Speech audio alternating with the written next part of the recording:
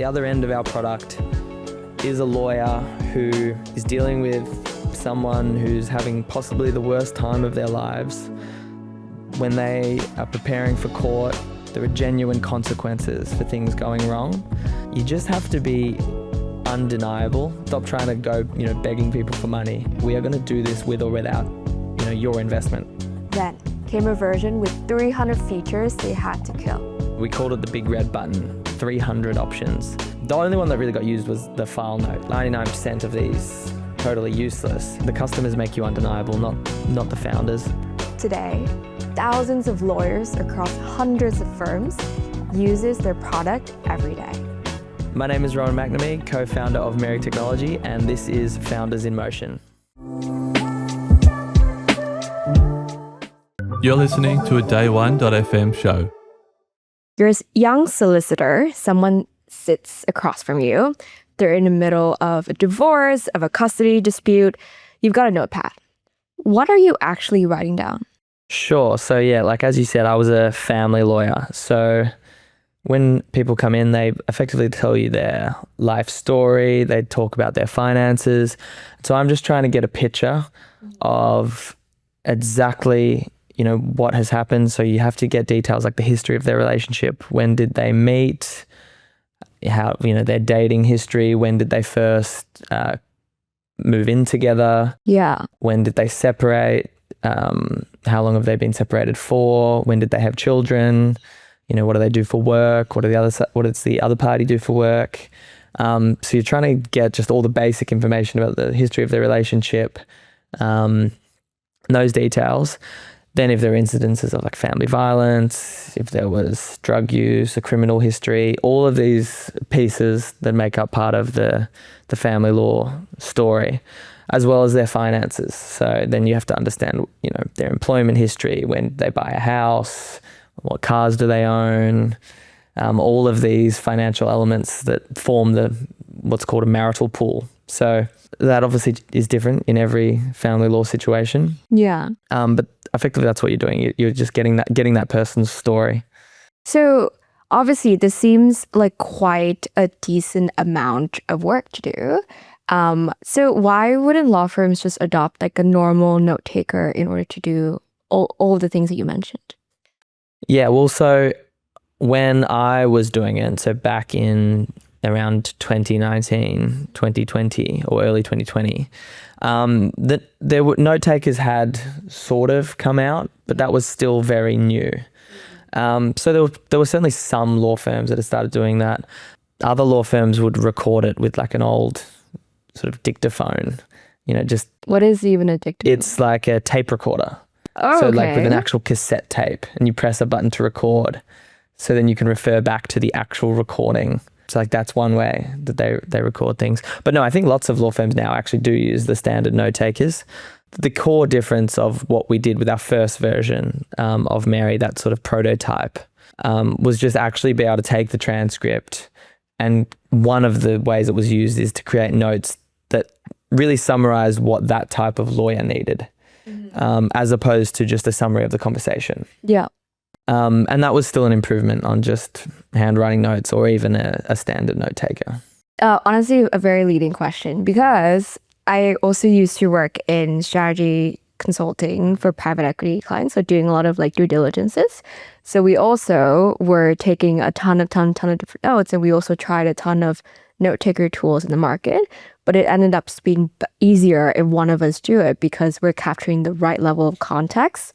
Yeah. Becomes way easier to refer later. People are not wasting time looking through blocks and blocks of text. So yeah, exactly. When you have the insight of someone who actually has to take that meeting and what you have to then convert those notes into, you can be more efficient with your what notes you're taking.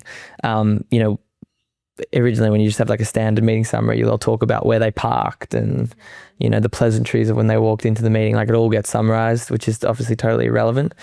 So yeah, just that first version just tailored the meeting notes to exactly what that type of lawyer needed. Yeah. Or at least that was the idea. Yeah, beautiful. Okay, so you've touched on it briefly. So Merry Technology, obviously you've done a few pivots, you've all in the same trajectory, but as of now, 2026, what is Mary technology? Yeah, so we call Mary a fact management system. And what that means for lawyers who work in areas of litigation and disputes, when they deal with the hundreds or thousands of pages worth of information and evidence, what Mary does is extract the facts or the events from those documents, as well as organize those documents, and then allow them to draft different things like chronologies, summaries, reports, letters, any way they can use the facts from those documents to progress their case. That's what Mary's focused on now. First version of Mary wasn't quite like that. It was more along the line of a note-taker tool, pulling out the right context for the person that's using it later. So, but like if you had to envision this first version, like what did you actually ship first? So the very first version, the prototype, we called it the big red button. So basically, you could do it on your phone or on your computer. It was a red button where you could record a conversation. That was all it did. And then it had a drop down. And so you record the meeting. Of course, the first version, I think you could only record about 10 minutes. Like that was all you could do, which is effectively useless. But anyway, you could record about 10, 15 minutes of a conversation. And then we had a drop down that had some ridiculous number of options, like 300 options of what you could take that transcript and turn it into. The only one that really got used was the file note, like a summary of that meeting. But we had the option to make a letter off the back of it, draft an affidavit, all these different things that we thought someone would want to do. So that was the first version. Okay, so you mentioned that you had all these options, and then the lawyers were primarily just like trying to get a summary of the notes. So what did you learn from watching those first few users use this gigantic red button? Well, the biggest takeaway from that portion or that era was to not try and do everything for everyone. We had, all jurisdictions on earth available. We had all the different types of lawyers. And like I said, like 99% of that functionality was totally useless. The main reason they only used it for a file note was that was effectively the only one that actually provided any value at all. And so, yeah, the biggest takeaway was, and we learned this pretty early on, was let's not try and be everything for everyone. Let's try and be the best in the world at one thing. And so the next sort of phase was attempting to be the world's best chronology tool for lawyers. So obviously you've lived this problem. So you're you're like an ideal founder to be solving it, in the sense that you've lived it, you were annoyed by it, and now you're building something to fix it. But you still got the first version not wrong, but like a different perspective from how customers actually use it. What did that teach you about being close to customers or bringing your product to life that actually solves a problem? You're right. I did have to go through this problem as a young lawyer. It's interesting. You have to also sort of meet the technology where you are as well. So, the original idea was what I would have really wanted, which is you don't have to take notes in these meetings, and then the next 4 things you need to do are all done for you. That was my idea. I was like, oh, you finish your meeting, and then the next 4 things that I would have to do are done for me. At that stage, and still today, that's not actually how it can work. It's not how it should work. And certainly at that point, it also wasn't technically possible. You can't start at the end. Yeah. And also, it was interesting. We didn't immediately solve for my type of lawyer either. Like sometimes you have to go where the customers are leading you. Ultimately, we just discovered a better problem to work on, and it wasn't exactly what I wanted and my number one problem was, but that is what led us on the path. So just listening to your customers, I guess, is the number one takeaway from that, and don't be afraid to change quickly. Yeah, and you really learn as you go, right? Exactly. So speaking of technical problems, so there is a technical problem like underneath kind of current fact management system. So AI tools can hold only so much memory at once. In a case with thousands of pages, so that means potential missing documents, and in litigation, that's not okay. How did you think about building around that? Yeah, well, you can't. So if we were just, attempting to be sort of a wrapper on an LLM, we'd have massive problems. You can't just chuck 10,000 documents and make a single LLM call to solve all of your problems. We had to really think about the architecture and how this works. And so that's had to be iterated many times. But ultimately, it's just about breaking up the steps like a lawyer would do, because ultimately a human can't actually hold that much information in their brain either. Yeah. A lawyer doesn't read 10,000 documents and then immediately be able to recall information about all of it. It's done in steps. It's done in stages. And really what we tried to do from the very beginning is just replicate the mental model of what a lawyer is actually doing when they have 10,000 documents in front of them. Yeah. And that actually made it an easier problem to digest, I guess. No, it's super interesting. And I do agree. I think the current hallucination problem is such a big thing. And maybe that's why my personal thesis is that we're going to move to sort of niche, more process-oriented models rather than using these like bigger LLM models for most things in life. Yeah, and like even with the massive context windows that are available now, it still doesn't solve that human understanding problem. In our line of work, you can't just give lawyers the right answer. Yeah. You have to walk through the steps so that when they're done using Mary, they have the same level of understanding as if they had gone through the incredibly painful and manual process themselves. And I can imagine like the traceability is also really important to how it come to that conclusion as well. Yeah, absolutely. Traceability, verification, it's super important. We talk about this concept at the moment called, cognitive surrender, which effectively means just letting machines make decisions for you, which you can't do that in law. They are licensed. It's a licensed regulated industry. Lawyers have to understand what they're doing, what decisions have been made, what has been chosen to have been ignored. It is more complicated than just allowing a massive AI system to do everything for you. Yeah. No, I think it's really interesting with AI adoption, right? Like I think 2024, 2025, people had this notion of like, oh my God, like these gigantic systems are going to replace people and replace like common thinking. But now everyone's realizing to the limitations of the software and finding ways to actually marry them into like a practice like law rather than trying to replace it like as a whole. Yeah, I mean, the real role of a lawyer is to exercise judgment. Yeah. I mean, that's what they're trained to do. That's what we entrust with that profession. That's a very human to human thing. And so I think law's got a long way to go. I mean, there are some areas we do see like AI, speed cameras, sending out tickets autonomously. So there are I don't know if people love that, but... No, I don't love it. I certainly don't love it. But, there are some areas where perhaps you can, allow for some artificial judgment to happen. But, whenever it's like seriously important, I don't think humans are gonna give up, the role of other humans to make those important decisions. So yeah, I think we're a long, long way before AI really takes a big chunk out of the legal industry. Yeah. And like the stories you mentioned earlier, it's like you're sitting across from these people going through big major life decisions, like going through divorce, trying to figure out settlements, their will. These are very personal events in their life, and it's not just kind of a binary A or B answer.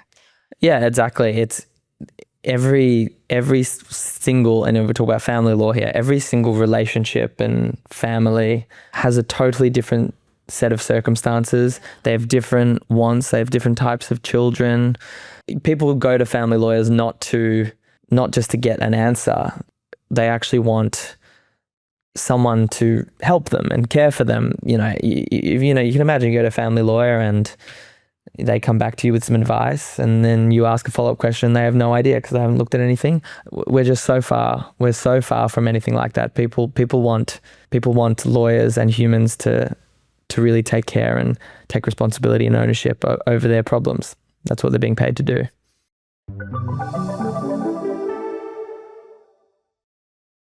Okay, so you've also talked about like trying not to be everything for everyone.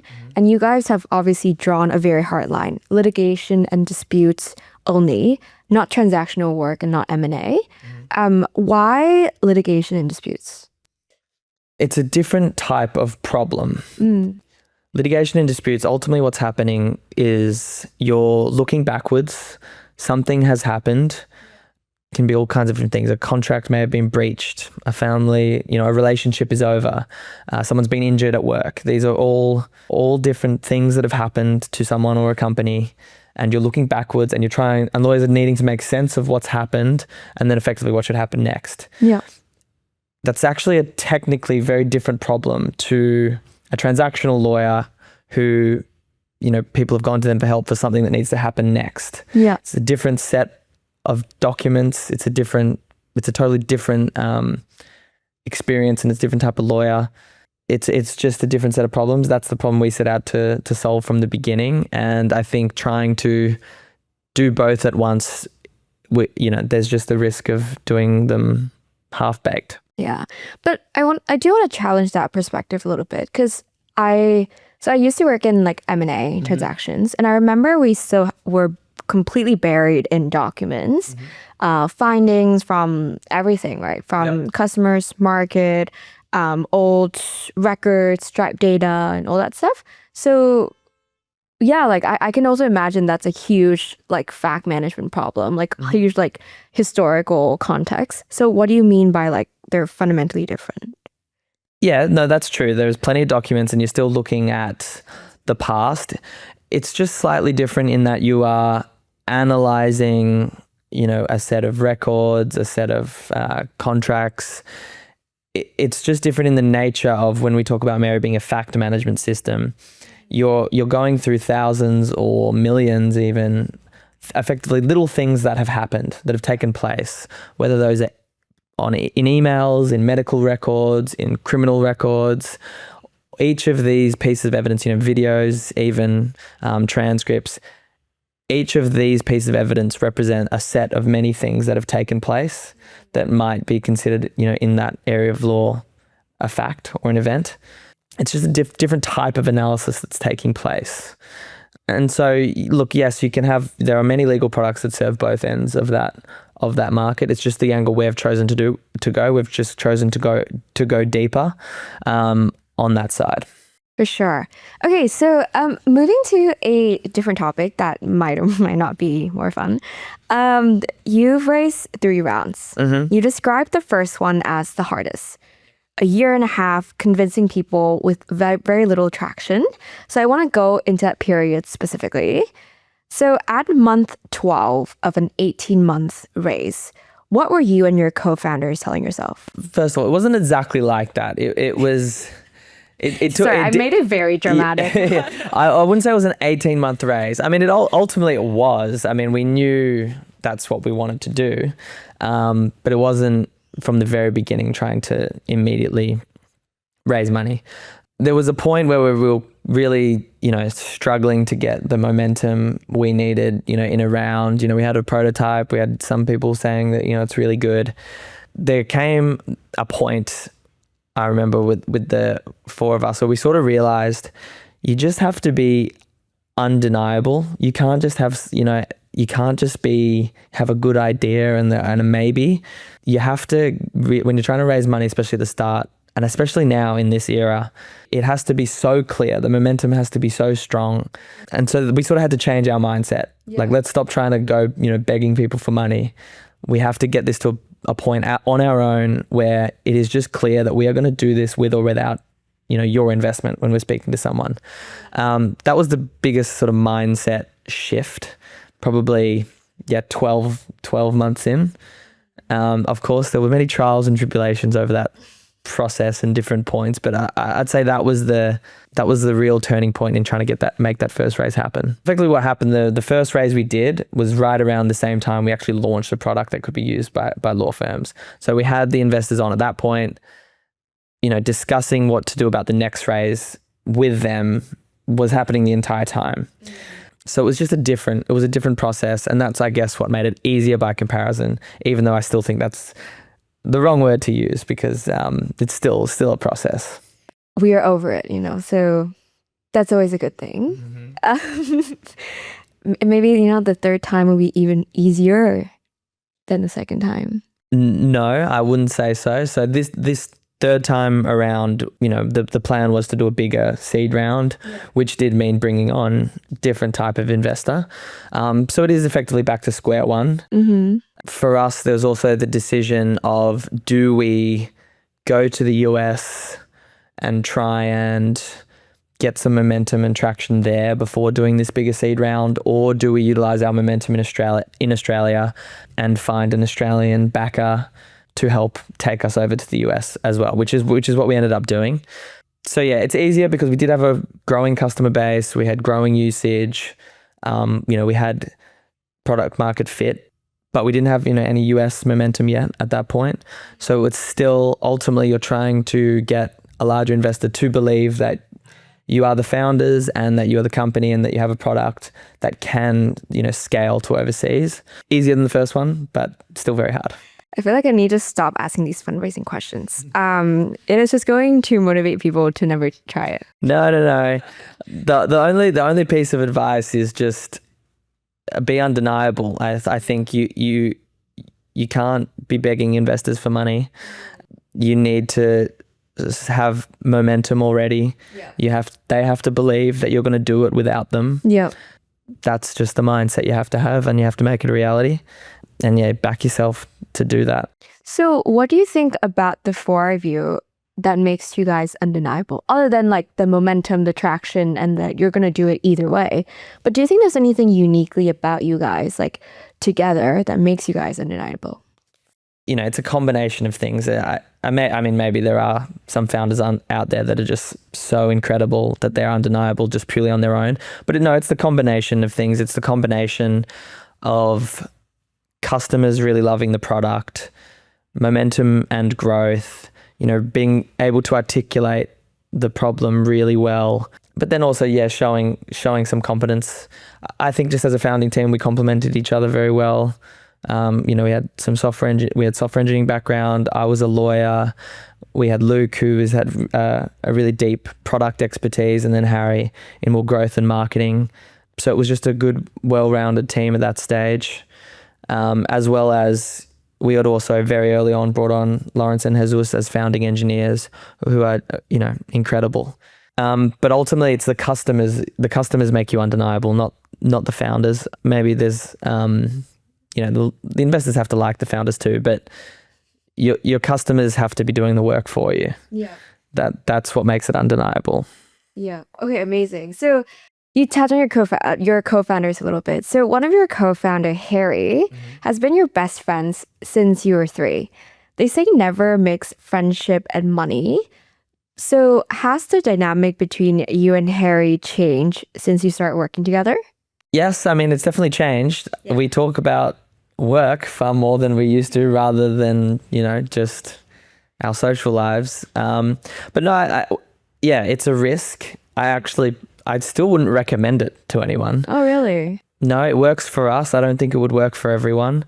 We're pretty good at separating, our social friendship and our work life. As I say that, I almost think actually maybe that's not true. I'm probably lying right now. We talk about work a lot as well, but it works for us. Yeah. We maintain our friendship. Otherwise, we have the same group of friends that we can hang out with and not talk about work. So yeah, it's a risk, but we believed in this so much that we were willing to take that risk. I think it's also good to be in friend groups that don't really talk about work. So they help you guys pull out of that mindset as well. Yeah, totally. We have a great group of friends. They're all very supportive. But yeah, when we hang out, we're just a group of friends as we were before. And so yeah, it's important to still maintain that. That's nice. So you said that this company has really changed you as a person, that you've really grown up in the last couple of years. What do you think is different about this version of Rowan versus the Rowan of a few years ago? It's a hard question, quite introspective. when I answered that question before, it was really around the responsibility. It's hard. I really don't know the actual answer to that question. The responsibility of employees and customers relying on us and their customers, it just gives extra weight to the sort of discipline and dedication that I and the rest of the team need to have to what we're doing. I always think back to the very early days when that wasn't the case, where every so often we'd end up playing table tennis for a few hours extra than we may have. But, now we really don't have that option. At the other end of our product is a lawyer who is dealing with someone who's having possibly the worst time of their lives. Yeah. When they are preparing for court, it's not a light thing. It's not like a nice to have product. If they're relying on us, there are genuine consequences for things going wrong. And so just having that in your mind, it's changed me. I'm sure it's changed many of the people in our team in the care and the, dedication in our work. I'd say that's the main thing. But good question. Might need to go to a psychologist to answer it properly, but that's what I can think of.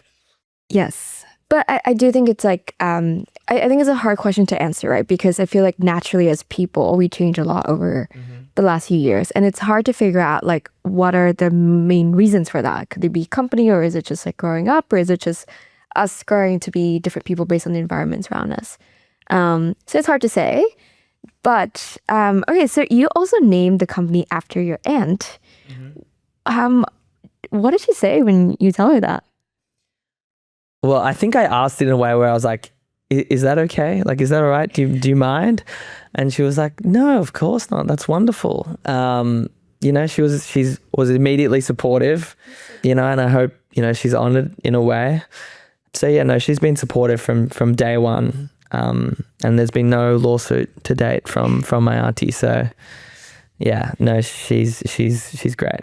Okay, so right now, like Mary supports some of the best kind of litigation and disputes law firms in Australia. In the next 5 years, like if you have to think about that future, what would you want Mary Technology to be?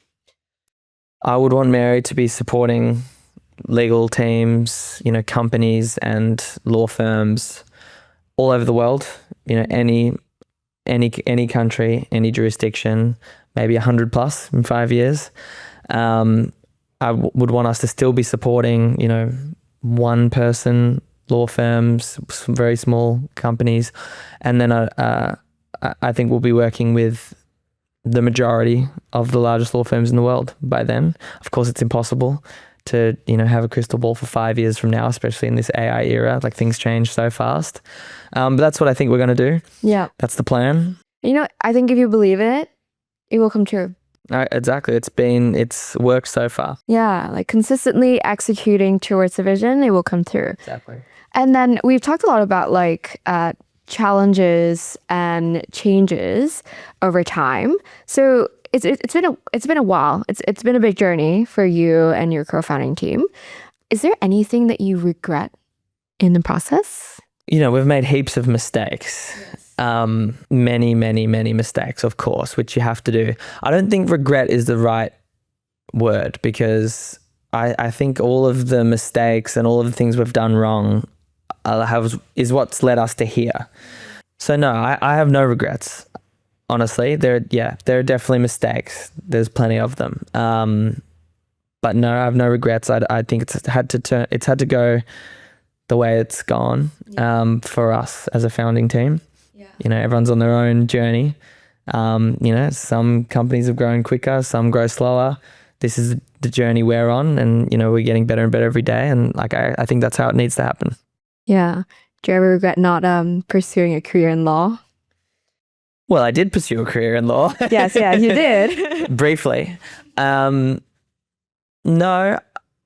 I have no regrets about that either. I think it had to happen like that. I'm glad I got some experience actually as a practicing lawyer. I think it's helped today. I'd say my one regret was, again, and maybe it had to happen like this. I think this is quite common for founders, but, I wish I utilized my time in law school better. I wasn't the best student. I don't think I took it as seriously as I could have. I might have benefited from that if I had now. So yeah, I would love to do that again. Yeah, I'd say it's a regret, but again, not really, because I think that I had to be that type of person to go down this path. Yeah, it is what it is. Yeah, it's hard to pay attention in school, you know. Yeah, exactly. And I think it's very common with founders. Founders are the type that they don't like being told what to do, and they want to do things their own way. And so, yeah, I think being that type of person has led me down this path. So I don't regret it, but, you know, I do recommend people try hard in school. You know, it's actually very funny. Like a very common advice that founders are always like, yeah, I really wish I went back to school, but they were all horrible students. Yeah, it's very common. Very It's like, it's a personality type for sure. But I think then you become a founder and you have no choice but to learn really quickly. And then perhaps you embrace, you know, an attitude of learning a bit later on. And then you realize, wow, law school would have been a really good place to learn and study. So, yeah, I think it's a personality type. Yeah, for sure. Well, thank you so much, Rowan. Thanks for having me. I appreciate you. That's a wrap. If you like this episode, please hit the like and subscribe button. It helps us bring on more awesome guests, love our production, and bring on new series you'll want to watch. And if you want to hear more early stage builder stories, check out our other episodes. Okay, see you next time.